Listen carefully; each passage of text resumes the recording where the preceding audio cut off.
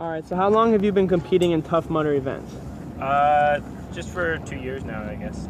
All right, and in the last 2 years, have you seen a change in the events, like the kind of people that are there, you know, the way they're organized? I guess I was a bit of a latecomer to the whole Tough Mudder thing, so it was fairly established. I think it's such a good community, and there's so many people who are like so into it, and it's just kind of gaining momentum, and more people are getting more and more excited about it. So it's pretty cool to see, to be a part of.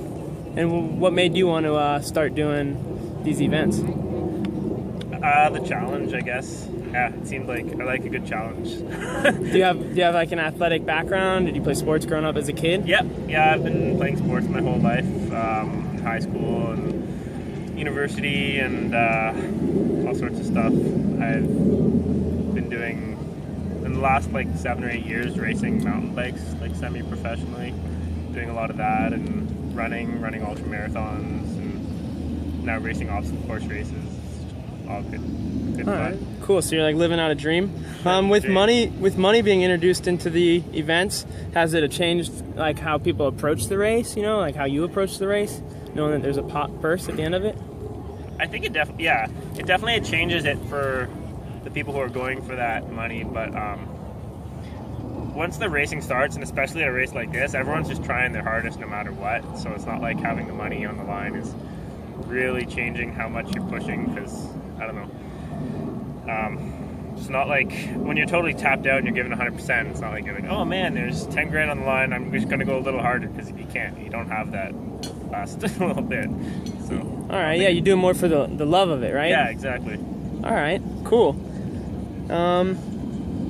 Is there any Tough Mudder rivalries you got going on with some other competitors? I think my biggest rival would be Pak, Jun Young Pak, and he's, I think, more of a friend than a rival.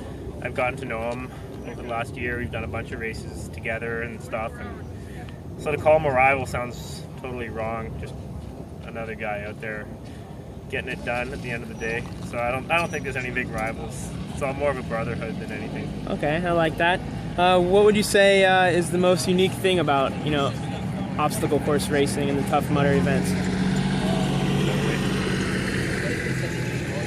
I think the most unique thing about obstacle course racing events and like Tough Mudders is just how much it taxes different systems in your body, and like you can be a wonderful runner, but then to transfer from your legs to your upper body and then back to your legs it's kind of takes a special kind of athlete to do that, and not everyone can do that efficiently. So it introduces a whole new ball game to the sport, and I also think it's kind of like CrossFit in a way where you require so much of your body to work, but it's less muscle bound, a little more endurance based in the CrossFit competition. So I like that. I think humans are endurance creatures, so okay, it's cool to play off that. And what about your training leading up to an event like this? You know, what kind of regimen are you on with, you know, nutrition and fitness? I do lots of racing and running mostly. Most of my training is just trail running. Where I live, there's great trails, and they're really technical, rocky, steep, often wet trails. So I just get out there and run those trails every day, and it's a lot of fun. And then on top of that, most of the upper body work would come from just like body weight things, like push-ups and pull-ups. I do a lot of rock climbing, and I do a lot of mountain biking as well, so that's kind of cross-training. But I'd say the biggest staple is just trail running. Okay, sweet. So if you were to give someone a tip, you know, that's trying to get into Tough Mudders, what would you tell them? Tip getting into Tough Mudders. I'd say just not to take it too seriously, and get out there, get some buddies, go do it, and have fun. I mean, we're all out here to have fun. If you want to do your best, then yeah, train for it. And I think the best training that I found would be trail running, just because you can't really replicate. Like we're out here in the middle of the desert, but I mean it's all rocks and it's all steep, loose trails. So to practice that, you need to kind of practice the real thing.